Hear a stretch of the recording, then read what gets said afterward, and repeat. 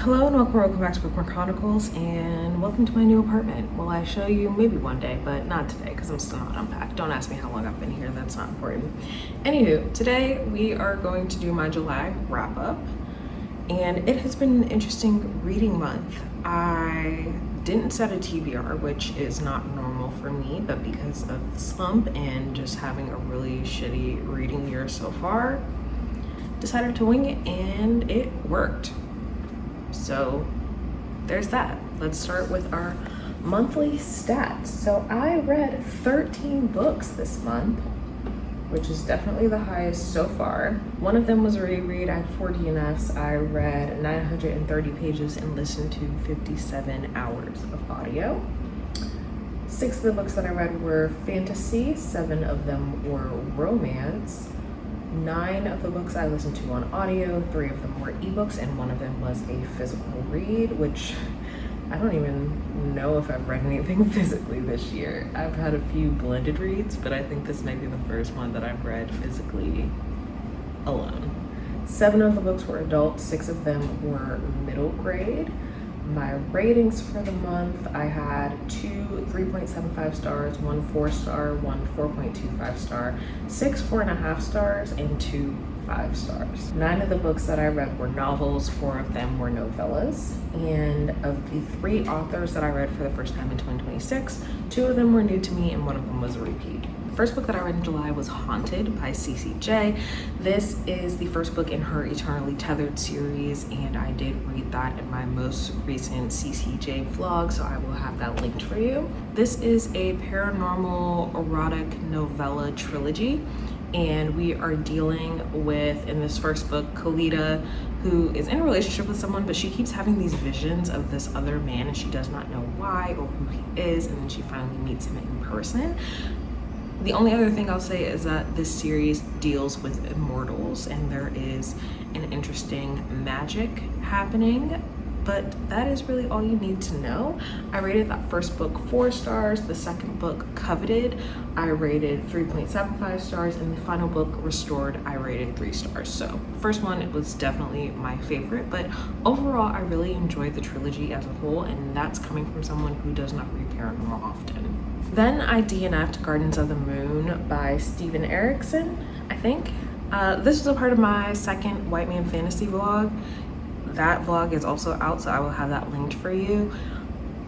I was bored. I don't even remember what was happening in the beginning of that book, but I knew that we just weren't gonna get far in that one. If you want more of my thoughts though and how far I got, as well as the other 2 books that I read, the authors were John Gwynne and Joe Abercrombie. Again, I will have that linked for you as well. Then I read Where We Found Our Passion by Natasha Bishop. This is book 3 in the Lost and Found series. I really enjoyed this one. In this one we're following Kai and Olivia. This one is a friends to lovers, but also a second chance. So they met when they were preteens, they started dating when they were in high school, they were together through the beginning of college, and then they split and reconnect after I think like 15 years.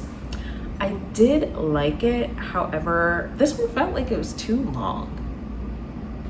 Like there were too many other things happening that just were unnecessary. I also think that because I am not a fan of YA romance, right?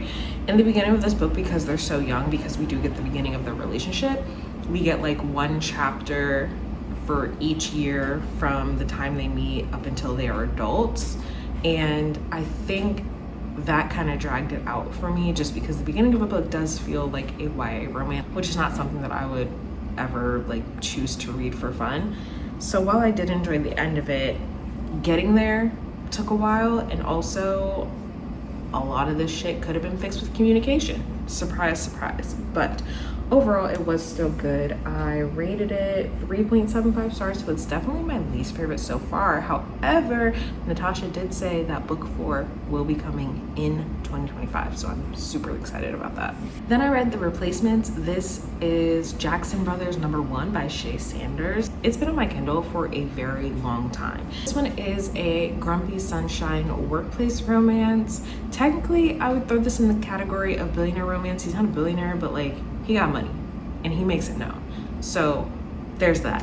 I really enjoyed it. I rated this one 4.25 stars. We're following, wow, what are these people's names? Savannah?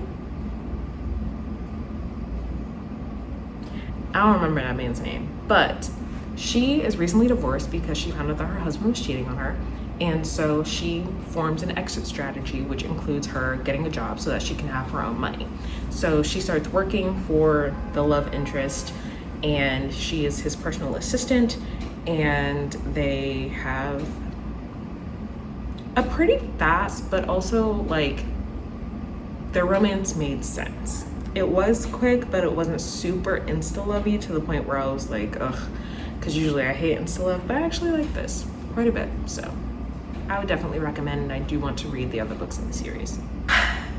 Ashley over at Realm of Kidlit Comics decided she was gonna read or reread the Warrior series by Erin Hunter, and I was like, you know what?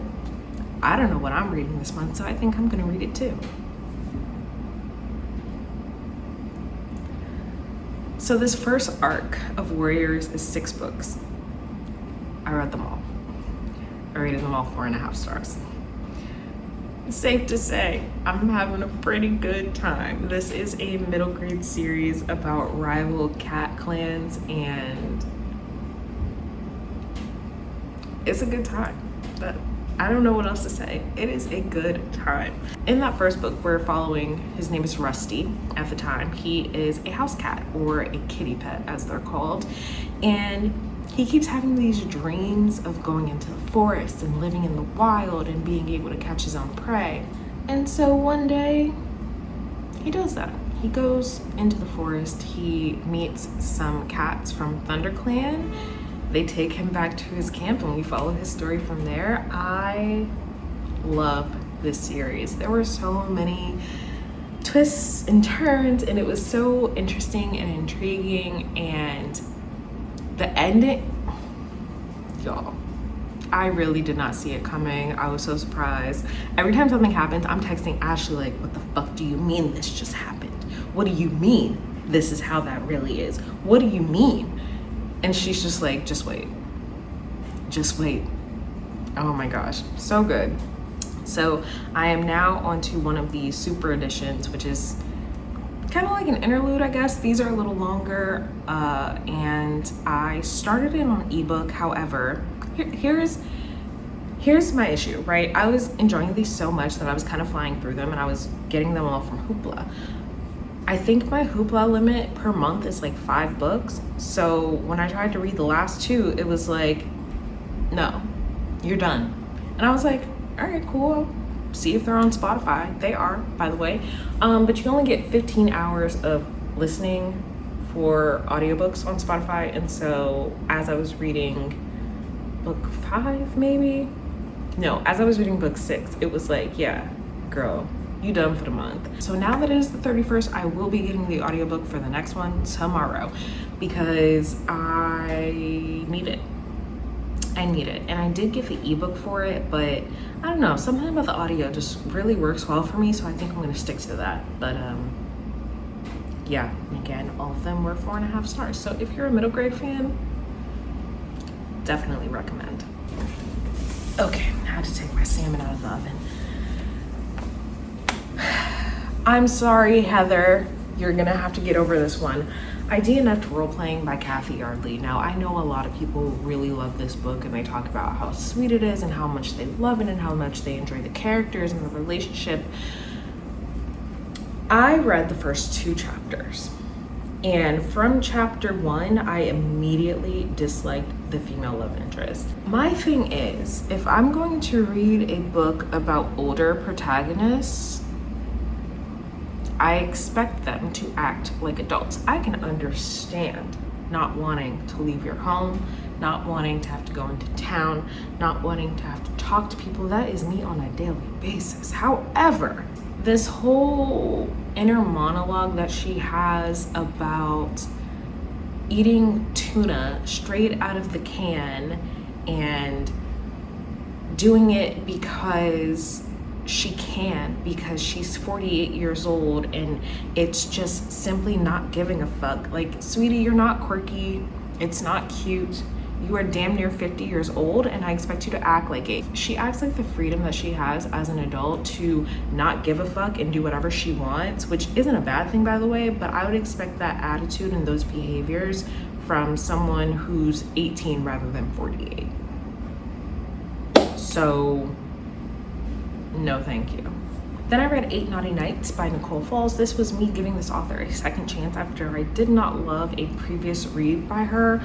In this one, our main character goes to this resort somewhere and goes to this Christmas themed party where basically the entire point is to find somebody to hook up with, and she does.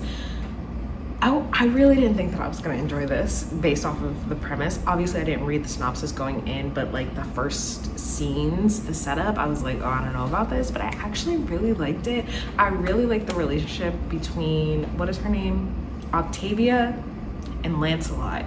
Those names are definitely choices, but I ended up really enjoying it and I wasn't expecting to. This is the first in a series, so I will try to continue. I don't know if I'm gonna like the rest of the series, but I will definitely continue to read from this author, and I rated this one 4.5 stars as well. Oh, quick note, I actually rated the final book in the Warriors arc, which is called Warriors, The Prophecies Begin, that first 6 books. I actually rated the last book 5 stars. Then I DNF King's Distraction by Aisha Bree, I think.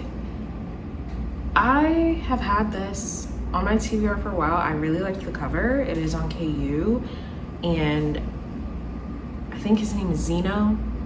He and his family own these resorts, and so his resort has a winery, and he hires a new wine expert, Ayasha, and he's very attracted to her, and they're going to have a romance. I think I made it 40% in, and quite frankly, I was very disappointed. I was bored. I did not feel any chemistry between the characters at all. I did not like Zeno as a character on his own. He has this thing about not hiring women, which I thought was really fucking weird, and the way that he was just constantly combative with Ayasha, I did not like. I don't know if I'm going to continue the series and try to read more. I will read another book by this author for sure, because she has another one in a different series that I am interested in, but this one was disappointing. Then I reread Only for the Week by Natasha Bishop. Shout out to Steph from Stephanie Bookish for getting me a physical copy for my birthday last year, I think. I had already read this once on KU, and then I read the physical copy this time, and 5 stars. I love it. So this is the first book in the Forever Falling series, also by Natasha Bishop, and in this one we are following Janelle, who is the maid of honor at the wedding of her ex-boyfriend and her sister. I do have a review of this, so I will have that linked in the cards and in the description, and I love it so much. You might have also heard me talk about this in a characters that I want to square up video, because I want to fight both her mother and her sister. Both of them got on my fucking nerves. But I really love this story because Janelle is super stressed out because her sister's being really weird towards her. She is making her run all these errands. She's constantly just at her sister's beck and call, trying to help her get ready for this wedding. And they're in Mexico a week before the wedding because they're supposed to be relaxing, and it's not relaxing at all. So the best man, Rome, is like, let me be your stress ball for the week. And Janelle's like, fine, but only for this week. You can guess what happens from there, but I really, really love it. This is the book where everyone talks about this man renting a yacht just so she can read in peace. So if that is intriguing to you, if that sounds like book boyfriend material, which he absolutely is, and you still have not read this after all this time, I'm gonna need you to get on that. On top of that, Natasha did announce that the second book in the series will be coming out in April of 2026, so catch up.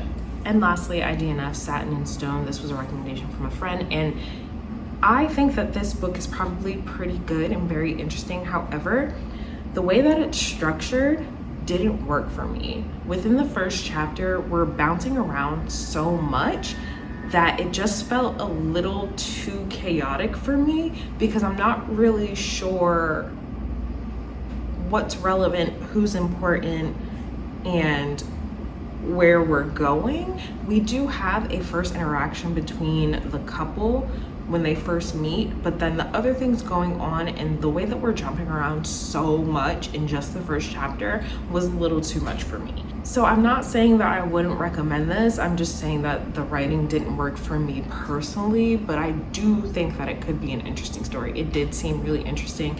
It was just the way that it was put together, it's too much. But let me know if you've read any of these, if they are on your TBR, what you plan on reading next month. Otherwise, that is all I have for you today, and I'll see you in the next video.